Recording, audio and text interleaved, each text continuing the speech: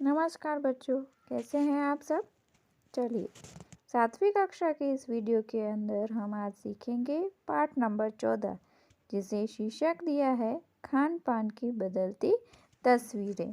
खान पान का नाम आते ही हमें अलग अलग प्रदेश के अलग अलग व्यंजनों की याद आ जाती है, जैसे यहाँ पर चित्र के अंदर भी बताए गए हैं। ये व्यंजन स्थानिक व्यंजन हैं, यानी कि किसी प्रदेश के साथ सदियों से जुड़े हुए ऐसे व्यंजन। हमारे यहाँ की बात की जाए तो हमारे यहाँ खास तौर पर ढोकला है, ऊंधियू है, ये सारी वस्तुएं बनती हैं। दक्षिण भारत की बात करें तो वहाँ चावल से बने हुए डोसा है, इडली है, इन सारी वस्तुओं का प्रयोग ज़्यादा होता है। उत्तर भारत की बात करें तो वहाँ पर मक्के की रोटी और सरसों का साग ज़्यादातर पसंद किया जाता है। तो इस तरह से अलग अलग स्थान के अलग अलग प्रदेश के अपने स्थानीय व्यंजन होते हैं, लेकिन आज इन सभी व्यंजनों के अंदर विविधता पाई जाती है, या फिर ये कहें कि उसमें काफ़ी बदलाव भी आया हुआ है। तो देखिए पाठ में लेखक श्री ने क्या कहा है। इस पाठ के लेखक श्री प्रयाग शुक्ल लिखते हैं, पिछले 10-15 वर्षों में हमारी खान पान की संस्कृति में एक बड़ा बदलाव आया है। इडली, डोसा, बड़ा, संभार, रसम अब केवल दक्षिण भारत तक सीमित नहीं। पहले अगर हम दक्षिण भारत में जाते थे तो वहाँ पर ये सारी वस्तुएं ही हमें खाने को मिलती थी, लेकिन आज हम गुजरात में बैठे या उत्तर भारत में बैठे बैठे ये सारी दक्षिण भारतीय चीज़ वस्तुएं भी खा सकते हैं। लेकिन लेखक कहते हैं ये सारा बदलाव सिर्फ 10 से 15 सालों में ही आया है। ये उत्तर भारत के भी हर शहर में उपलब्ध है और अब तो उत्तर भारत की ढाबा संस्कृति लगभग पूरे देश में फैल चुकी है। अब आप कहीं भी हो, उत्तर भारतीय रोटी, दाल, साग आपको मिल ही जाएगा। फास्ट फूड की बात करें, फास्ट फूड यानी कि तुरंत भोजन, तुरंत बन जाने वाला भोजन, उसका चलन भी बड़े शहरों में खूब बढ़ता गया है। इस फास्ट फूड में बर्गर, नूडल्स जैसी कई चीज़ें शामिल हैं। एक ज़माने में कुछ ही लोगों तक सीमित चाइनीज़ नूडल अब संभवतः किसी भी व्यक्ति के लिए अनजान नहीं रहे हैं। आपके मुंह में भी अभी ये सारे शब्द या ये सारे नाम सुनकर पानी आ रहा होगा, क्योंकि नूडल्स जैसी वस्तुएं बच्चों को ज़्यादा पसंद आती हैं। 2 मिनट्स नूडल्स के पैकेट बंद रूप से तो कम से कम बच्चे बूढ़े सभी परिचित हैं। इसी तरह नमकीन के कई स्थानीय प्रकार अब तक भले ही मौजूद हों, लेकिन आलू के चिप्स के कई विज्ञापन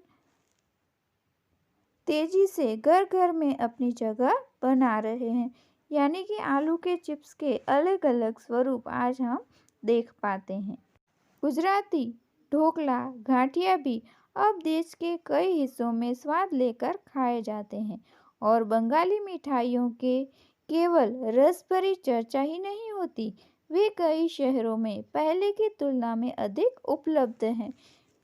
यानी स्थानीय व्यंजनों के साथ ही अब अन्य प्रदेशों के व्यंजन पकवान भी प्रायः यानी ज़्यादातर हर क्षेत्र में मिलते हैं, और मध्यवर्ती जीवन में भोजन विविधता अपनी जगह बना चुकी है।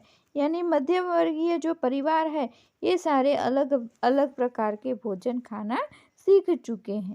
कुछ चीज़ें और भी हैं, मसलन यानी उदाहरण के तौर पर अंग्रेजी राज तक तो ब्रेड केवल शाही ठिकानों तक ही सीमित थी, वह कस्बों तक पहुंच चुकी है, और नाश्ते के रूप में लाखों करोड़ों भारतीय घरों में सेकी तली जाती है। यानी पहले जो अंग्रेज यहाँ पर शासन करते थे वही ब्रेड खाते थे, लेकिन आज तो भारतीय कई घरों के अंदर ब्रेड खाई जाती है।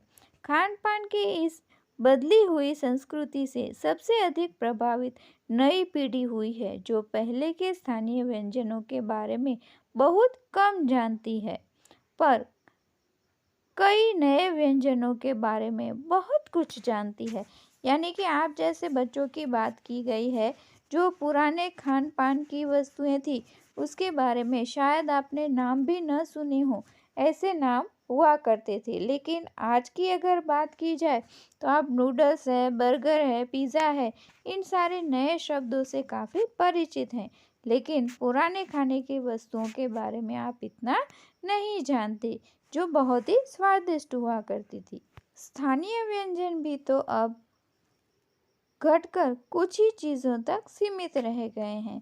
मुंबई की पाव भाजी और दिल्ली के छोले भटूरों की दुनिया पहले की तुलना में बड़ी ज़रूर है, पर अन्य स्थानीय व्यंजनों की दुनिया में छोटी है। यानी कि पाव भाजी और छोले भटूरे लोग पसंद करते हैं, लेकिन उसके स्थान पर आज के 2 मिनट्स नूडल्स ज़्यादा पसंद किए जाते हैं। जानकार ये भी बताते हैं कि मथुरा के पेड़ों और आगरा के पेठे नमकीन में अब वह बात नहीं रही। यानी जो चीज़ें बची भी हुई हैं उनकी गुणवत्ता में काफ़ी फर्क पड़ चुका है। यानी पहले की तरह वो स्वादिष्ट नहीं रही हैं, ऐसा भी हुआ है। फिर मौसम और ऋतुओं के अनुसार फलों और खाद्यान्नों से जो व्यंजन और पकवान बना करते थे, उन्हें बनाने की फुर्सत भी अब कितने लोगों को रह गई है।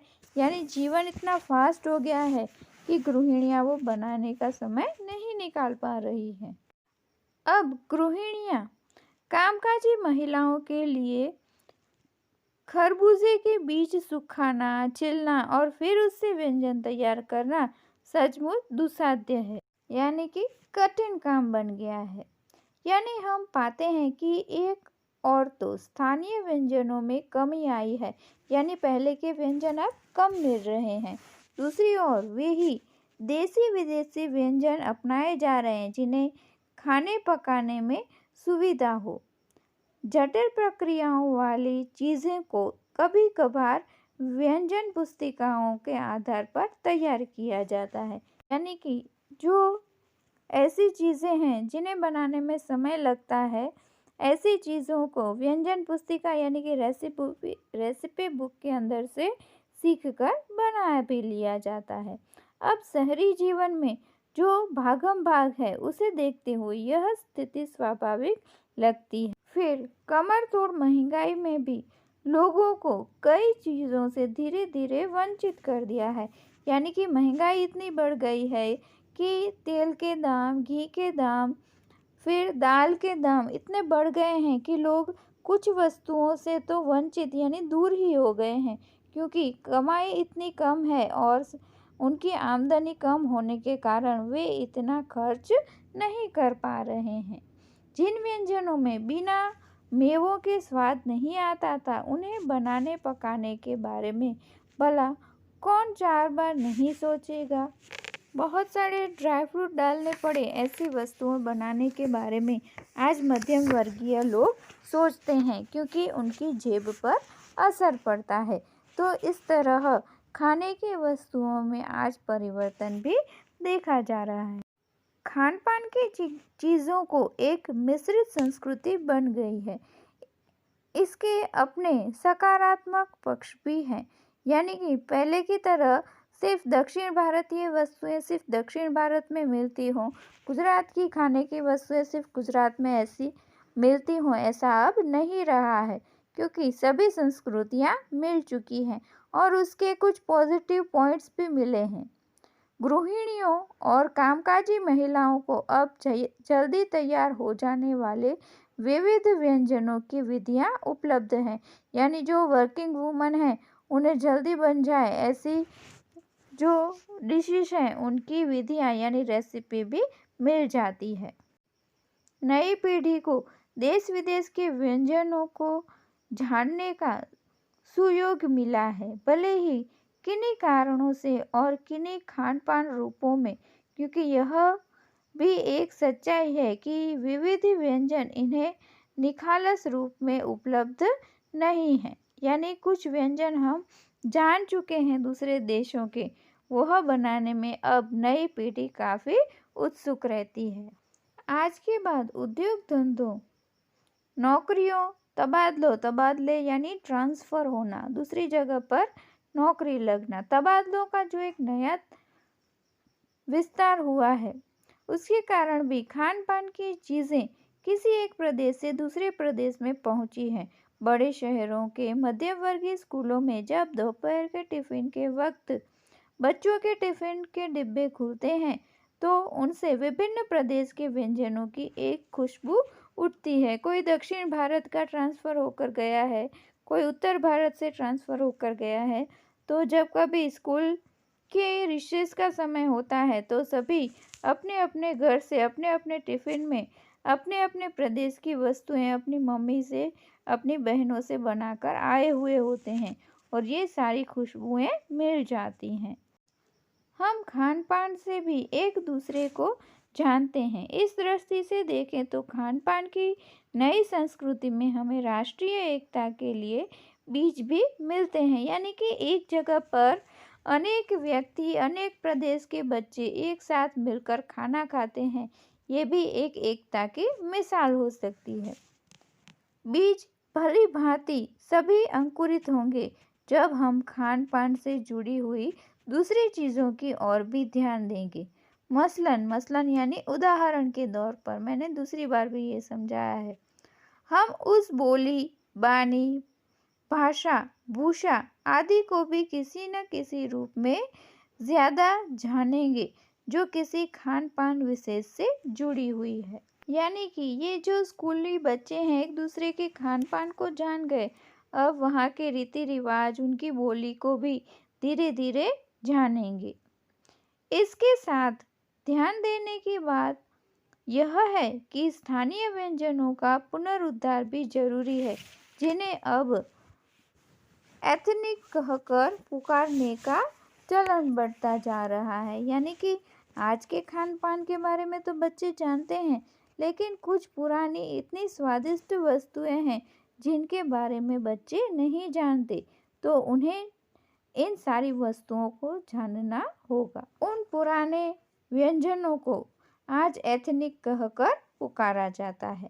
ऐसे स्थानीय व्यंजन केवल 5 सितारा होटल, 5 सितारा यानी 5 स्टार होटल के प्रचारार्थ नहीं छोड़ दिए जाने चाहिए।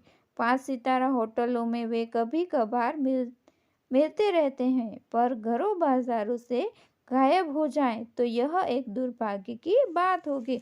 यानी आप 5 स्टार होटल में जाएं, वहाँ पर उसका लुफ्त उठाएं या वहाँ पर वो खाएं और घरों से वो बने ही नहीं, घर में वो बने ही नहीं, ऐसी बात घरों में बिल्कुल नहीं होनी चाहिए। ये हमारा दुर्भाग्य होगा, ऐसा बिल्कुल उचित नहीं है। अच्छी तरह बनाई पकाई गई पकौड़ियाँ, कचौड़ियाँ, जलेबियाँ भी अब बाज़ारों से गायब हो रही हैं। मौसमी सब्जियों से भरे हुए समोसे भी अब कहाँ मिलते हैं। उत्तर भारत में उपलब्ध व्यंजनों की भी दुर्गति हो रही है। यानी जो पहले मिलती थी वो सारी वस्तुएं में कहा जाता है कि उनका अब मिलना भी नामुमकिन सा हो रहा है। अचरज नहीं कि पहले उत्तर भारत में जो चीज़ें गली मोहल्ले की दुकानों में आम हुआ करती थी, उन्हें अब खास दुकानों में तलाशना पड़ता है। यानी अचरज की बात है, आश्चर्य की बात है, जो सामान्य गलियों में मिलती थी अब वो वस्तुएं हमें किसी किसी दुकानों में ही मिलती हैं। ये हमारा दुर्भाग्य कहा है यहाँ पर। यह भी एक कड़वा सच है कि कई स्थानीय व्यंजनों को हमने तथाकथित आधुनिकता के चलते छोड़ दिया है और पश्चिम की नकल में बहुत सी चीज़ें अपना ली है जो स्वास्थ्य, स्वाद और सरसता के मामले में हमारे बहुत अनुकूल नहीं है। यहाँ लेखक कहते हैं कि हमारा खाना तो हमने छोड़ दिया है, बाहर का खाने लगे, लेकिन बाहर की वस्तुएं भी हमारे स्वास्थ्य के लिए अच्छी नहीं है, क्योंकि बच्चों जो भी खाना हम खाते हैं वो हमारे आसपास के वातावरण के अनुसार ही हमारे डाइजेस्टिंग सिस्टम को, पाचन तंत्र को असर करता है। अगर हम भारत के अंदर हैं और रेगुलर नूडल्स खाएं तो हमारे वातावरण के लिए, हमारे पेट के लिए बिल्कुल अच्छा नहीं है। तो लेखक बताते हैं कि हमारी वस्तुएं तो हमने छोड़ दी हैं, लेकिन बाहरी वस्तुएं अपनाई है, वो हमारे स्वास्थ्य के लिए बिल्कुल सही नहीं है। हो यह भी रहा है कि खान-पान की मिश्रित संस्कृति में हम कई बार चीज़ों का असली और अलग स्वाद नहीं ले पा रहे। अक्सर प्रतिभोजों और पार्टियों में एक साथ ढेरों चीज़ें रख दी जाती है। प्रतिभोज यानी कि पार्टी है, कोई शादी का फंक्शन है, उसमें खाना खिलाया जाता है, उन्हें न्योता दिया जाता है लोगों को, तो उसमें ढेर सारी वस्तुएं होती हैं और उनका स्वाद गुड़मड़ हो जाता है, यानी कि एक दूसरे के साथ वो सारी वस्तुएं मिक्स हो जाती हैं। खान-पान की मिश्रित या विविध संस्कृति हमें कुछ चीज़ें चुनने का अवसर देती हैं। हम उसका लाभ प्रायः नहीं उठा रहे हैं। अक्सर एक ही प्लेट में कई तरह के और कई बार तो बिल्कुल अलग ऐसी प्रकृति वाले व्यंजनों को परोस लिया जाता है। जैसे कि कोई दूध से बनी हुई वस्तु है, उसके साथ दही से बनी वस्तुएं रखी जाती हैं भोजन के अंदर, तो वह हमारे लिए, हमारे शरीर के लिए बिल्कुल उचित नहीं है। तो ये भी हमें ध्यान रखना चाहिए। इसलिए खान-पान की चीज़ों को मिश्रित विविध संस्कृति बनी है और लग यही रहा है कि यही और अधिक विकसित होने वाली है। उसे तरह-तरह से जाँचते रहना ज़रूरी है। बच्चों, यहाँ पर आपको ये सीख दी जाती है कि आप जो भी वस्तुएं आज नई-नई खा रहे हैं, वो खाएं भले, लेकिन आपके स्वास्थ्य के लिए कितनी ज़रूरी, कितनी उचित है, उसका भी ध्यान रखना चाहिए। और हमारे पुराने खाने को भी हमें कभी भूलना नहीं चाहिए, वही हमारे लिए सही है। इस प्रकार की सीख हमें पाठ से मिलती है। धन्यवाद।